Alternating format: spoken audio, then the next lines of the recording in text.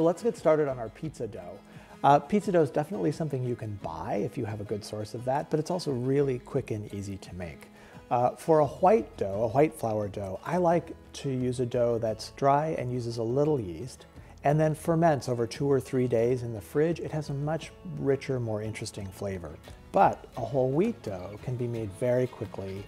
And because the whole wheat gives it a kind of nice, interesting, nutty, rich flavor, I think it's great. And I don't think fermenting it longer really makes much difference. So let's do that now. 3/4 of a cup of wheat flour. 3/4 of a cup of white.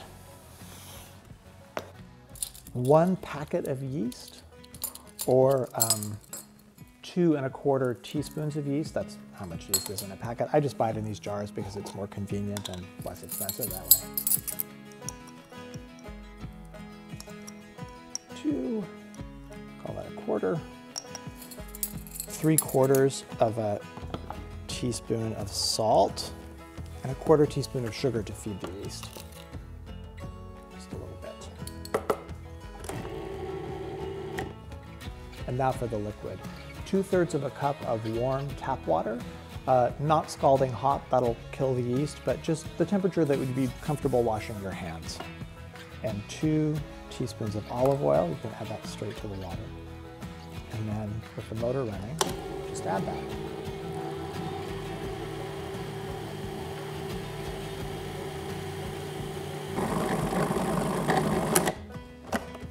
There we go. Carefully remove it without cutting your fingers on the blade.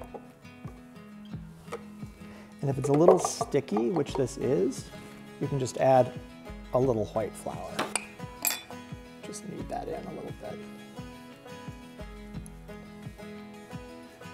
Tuck the edges under to form a nice ball. And then leave it on this floured surface 20 minutes or so. And really, by the time your oven is warm, your dough will be ready to go. But cover it so it doesn't dry out. There we go. So now we're going to stretch our pizza dough into a pizza crust. I'm not particularly good at this. There are people who toss it and get these beautiful, perfect rounds, but I've just decided that I don't care. Also, when you start stretching it, you need to have a place to put it down because it will be sticky. So there are different ways you can handle this. This is a pizza peel. It's a thing you use to get pizzas in and out of an oven. If you don't have a pizza peel, you can just use the bottom side of a baking sheet. Or there are these aluminum trays. These work really well too, especially for smaller pizzas. But whatever you use, make sure that you cover it with a dusting of cornmeal so the crust doesn't stick. So let's see how this goes. Here's a white crust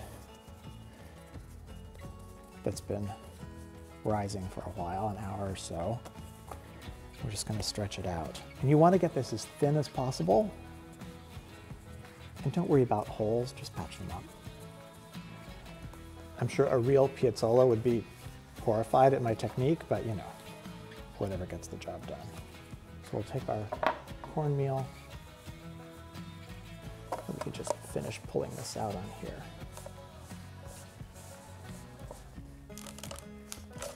There we go, not bad. We've patched the holes and we're ready to go.